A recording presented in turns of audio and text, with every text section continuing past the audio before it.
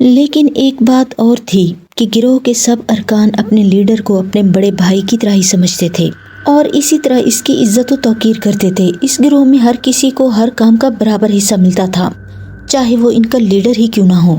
جی بالکل بھائی، اس جہاں میں اس طرح کے لوگوں کی واقعی کوئی کمی نہیں ہے۔ یہ بات ہمارے لیے کافی فائدہ مند ثابت ہوئی ہے، جس کی وجہ سے ہمیں ایسے لوگوں کو زیادہ پیسے بھی نہیں دینے پڑتے اور ہمیں مالی فائدہ بھی حاصل ہو جاتا ہے۔ ساتھ بیٹھے ایک خرگوش کی شکل کے ایک شخص نے اس بات کی تائید کرتے ہوئے جواب دیا۔ اس کے کان بھی کسی خرگوش کی طرح عام کانوں سے زیادہ لمبے تھے۔ اس عورت کو میں نے CCTV کیمرے میں دیکھتے ہوئے ایک ہی نظر میں بھانپ لیا تھا کہ یہ لالچی قسم کی عورت ہے اور روپے پیسے کے لیے کچھ بھی کر سکتی ہے، کچھ بھی۔ اسی لیڈر نے مسکراتے ہوئے ان سب کی طرف دیکھتے ہوئے کہا۔ اس کی بات سن کر وہ سب ہنسنے لگے، لیکن اس بار ان سب کی آنکھوں میں شیطانیت ناچ رہی تھی۔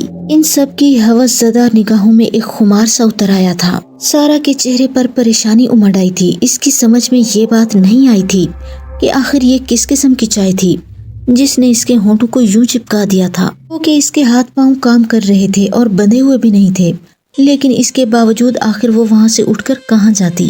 اس لیے خاموشی سے وہیں کرسی پر بیٹھی کسی کے آنے کا انتظار کرنے لگی۔ یہ اسے مزید چند منٹ ہی گزرے ہوں گے کہ اچانک اسی دروازے سے وہی عجیب حلیے کا شخص اندر آتا دکھائی دیا۔ وہ اسی طرح مسخرانہ چال سے چلتا ہوا اس کے قریب آ کر رکا اور کہنے لگا، معافی چاہتا ہوں، دراصل تمہیں یہ چائے پلا کر خاموش کروانے کا مقصد یہ تھا کہ تم خامخواہ شور مچانے کی کوشش نہ کرو۔ گو کہ تم اپنی مرضی سے یہاں آئی ہو، لیکن اس سے پہلے کہ 2-3 بار ہمارے ساتھ کچھ ایسا معاملہ ہو چکا ہے کہ چند لوگوں نے اپنی مرضی سے یہاں آنے کے باوجود بہت شور شرابہ کیا اور جان چھڑانے کے لیے مجبوراً ہمیں انہیں موت کے گھاٹ اتارنا پڑا۔ اس لیے اب ہم یہ رسک نہیں لے سکتے تھے، اس لیے تمہیں خاموش کروانے کے لیے یہ مخصوص چائے پلوانی پڑی۔ یہ کہتے ہوئے اس نے جیب سے ایک سرخ رنگ کی چھوٹی سی ٹیوب نکالی اور اس کا ڈھکن کھول کر اسے سارا کے ہونٹوں پر پھیر دیا۔ ٹیوب سے نکلنے والے مادے نے اس کے ہونٹوں کو یوں نرم کر دیا جیسے اسے کچھ ہوا ہی نہ ہو، اور سارا نے جیسے ہی بولنے کے لیے منہ کھولا تو اسے اپنی آواز سن کر بے انتہا خوشی ہوئی۔ دیکھو سارا، اب سیدھا پوائنٹ کی طرف آتے ہیں۔ ہمارے متعلق تو تم جان ہی چکی ہو کہ ہم کیا کام کرتے ہیں اور ہمارے کام کا طریقہ کار کیا ہے۔ ظاہر ہے تم یہاں چوری کی نیت سے تو آئی نہیں ہوگی۔ ہمارے متعلق سب کچھ جان کر تم اور تمہارے جیسے لوگ یہاں اکثر آ جاتے ہیں، لیکن یہ بات الگ ہے کہ ان میں سے ایک دو ہی ہمارے کہنے پر عمل کرتے ہیں، بقایا اپنی بے وقوفی اور جلد امیر ہونے کے چکر میں مارے جاتے ہیں۔ اور میں یہ بات وثوق سے کہہ سکتا ہوں کہ تم ابھی ایسے ہی لوگوں میں سے ہو جنہیں جلد امیر بننے کا جنون ہوتا ہے۔ اس جوکر نے اس کی طرف دیکھتے ہوئے انتہائی سنجیدہ لہجے میں کہا۔ اب اس کے چہرے سے مسخرہ پن ختم ہو چکا تھا، اس کی جگہ ایک انتہائی کرخت اور سپاٹ چہرہ ابھر آیا تھا۔ واقعی مجھے بہت حیرت ہوئی کہ میرے متعلق تم نے جو کچھ بھی کہا ہے وہ بالکل 100% درست ہے۔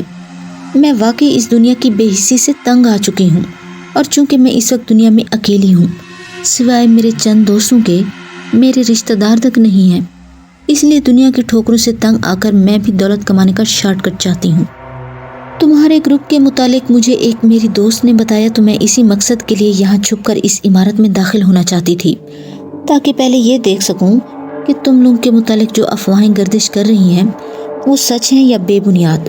سارا نے اس کی طرف دیکھتے ہوئے جواب دیا، ہم تمہاری بہادری کی قدر کرتے ہیں کہ ہمارے متعلق اتنا کچھ جاننے کے باوجود تم پھر بھی ہماری کھوج میں یہاں تک چلی آئی ہو۔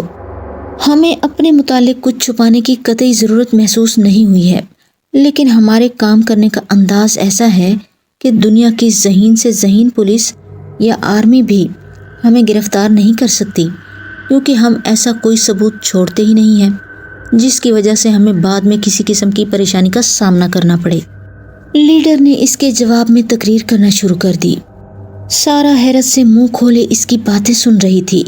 اس کی سمجھ میں اس کی کچھ باتیں آئیں اور باقی کو اس نے ہوا میں اڑا دیا۔ ظاہر ہے اسے اس کی کسی بکواس کی قطعی ضرورت نہ تھی، بلکہ اسے تو پیسے درکار تھے، چاہے وہ کسی بھی صورت میں مل جاتے۔ مجھے تمہاری اس تقریر سے کچھ مطلب نہیں ہے، میں تمہارے گروہ میں شامل ہونا چاہتی ہوں۔ اس کے لیے مجھے جو بھی کام سونپا جائے گا میں اپنی پوری ایمانداری سے اسے سر انجام دوں گی۔ سارا نے بیزاری سے اس کی طرف دیکھتے ہوئے کہا۔ دیکھو تمہیں پیسوں کی ضرورت ہے اور ہمیں اپنے گروہ میں شامل کرنے کے لیے ایماندار اور کھرے لوگوں کی ضرورت ہے، اس لیے ہم تمہیں اپنے گروہ میں خوش آمدید کہتے ہیں اور تمہارے ذمہ جو کام سونپے جائیں گے ان کی تفصیل جلدی تمہیں مل جائے گی۔ لیڈر کے لہجے میں اب اکتاہٹ جھلکنے لگی تھی۔ بالکل، مجھے پیسوں کی ضرورت ہے اور میں اس کے لیے کچھ بھی کر سکتی ہوں، سارا نے بھی ترکی بترکی جواب دیتے ہوئے کہا۔ اس کا لہجہ بھی بیزار ہو گیا تھا۔ تو ٹھیک ہے، آج سے تم اسی عمارت میں رہو گی اور صرف کام کے وقت باہر جا سکتی ہو، اس کے علاوہ تمہیں اس عمارت میں زندگی کی ہر آسائش دے دی جائے گی۔ یہ کہتے ہوئے لیڈر نے اپنے پیچھے کھڑے ایک شخص کو کچھ ہدایات دیں جو نہ جانے کب اور کس وقت اس کے پیچھے آ کر کھڑا ہو گیا تھا۔ اس کی بات سن کر اس نے اسبات میں سر ہلایا اور لیڈر کے باہر نکلتے ہی اس نے سارا کو اپنے پیچھے آنے کا کہا اور خود ایک جانب بڑھ گیا۔ کمرہ کیا تھا؟ ایک چھوٹا سا ٹریننگ سینٹر لگ رہا تھا۔ سامنے شیشے کا ایک بڑا سا میجک بورڈ نصب تھا جس پر کچھ ہدایات لکھی ہوئی تھی۔ اس وقت کمرے میں تقریباً 12 کے قریب مرد و خواتین موجود تھیں جو کرسیوں پر بیٹھے آمنے سامنے اسی میجک بورڈ کو دیکھ رہے تھے۔ سارا بھی ایک جانب کرسی پر بیٹھی اسی بورڈ کو دیکھ رہی تھی۔ ابھی چند ہی لمحے گزرے ہوں گے کہ بائیں جانب سے ایک شخص ہاتھ میں ایک رجسٹر پکڑے اندر داخل ہوا اور سیدھا اسی میجک بورڈ کی جانب جا کر کھڑا ہو گیا۔ آپ سب کو ہمارے گروپ میں خوش آمدید۔ میں سب کو کچھ جنرل ہدایات دینا چاہتا ہوں، کچھ تو پہلے سے ہی بورڈ پر لکھ دی گئی ہیں، مزید میں زبانی آپ کو کچھ بتانا چاہوں گا، آپ چاہیں تو انہیں اپنے سامنے رکھے کاغذوں پر لکھ سکتے ہیں۔ یہ کہتے ہوئے اس نے رجسٹر کھولا اور ہر کسی کا نام پکارنے لگا۔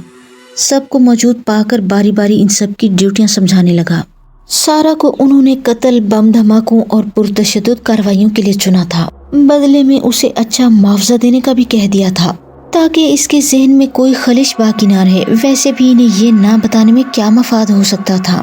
سارا خاموشی سے اپنی ڈیوٹی اور معاوضہ کے متعلق سن کر یہ سوچ رہی تھی کہ جو رقم اسے پیش کریں گے وہ اس کے لیے ایک آسودہ زندگی گزارنے کے لیے کافی ہوگی۔ کافی سوچ بچار کے بعد سارا نے ڈیتھ ٹریڈر میں شمولیت اختیار کرنے کو اپنے لیے خوش بختی کی علامت سمجھ لیا۔ پھر کچھ دیر تک یہ سلسلہ چلتا رہا اور وہ شخص سب کو باری باری کام سمجھانے کے بعد خداحافظ کہہ کر ہال سے باہر نکل گیا۔ سارا کی ٹریننگ سٹارٹ ہو چکی تھی۔ اسے مختلف قسم کے خطرناک اور مہلک ہتھیاروں کی تربیت دی جانے لگی۔ اسے یہ بھی سکھایا گیا کہ کس طرح ہجوم کے ساتھ گھل مل جانا ہے اور کوئی نشان چھوڑے بغیر مشن کو کیسے انجام تک پہنچانا ہے۔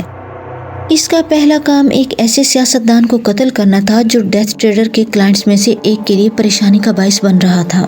سارا گھبرا گئی تھی لیکن وہ جانتی تھی کہ اس کے پاس ٹاسک مکمل کرنے کے سوا کوئی چارہ نہیں ہے۔ اس نے لی گئی تربیت کے مطابق پہلے کچھ دن اس سیاستدان کی ریکی کی اور کئی دنوں تک سیاستدان کا پیچھا کرتی رہی، اس کی ہر حرکت کا جائزہ لیتی اور حملہ کرنے کے بہترین موقع کا انتظار کرتی۔ آخر کار قتل کا دن آ پہنچا۔ سارا سیاہ لباس میں ملبوس تھی۔ اس نے اپنے لمبے کوٹ کے نیچے ایک اچھی ساخت کا ریوالور چھپایا ہوا تھا۔ یہ ہتھیار بھی اسے ڈیتھ ٹریڈر کی طرف سے ہی دیا گیا تھا۔ وہ چھپتے چھپاتی ایک ایسی جگہ پر جا کر کھڑی ہو گئی جہاں اسے بمشکل دیکھ لیے جانے کا امکان ہو سکتا تھا۔ ویسے بھی اس نے اچھی طرح تسلی کر کے یہ جگہ منتخب کی تھی۔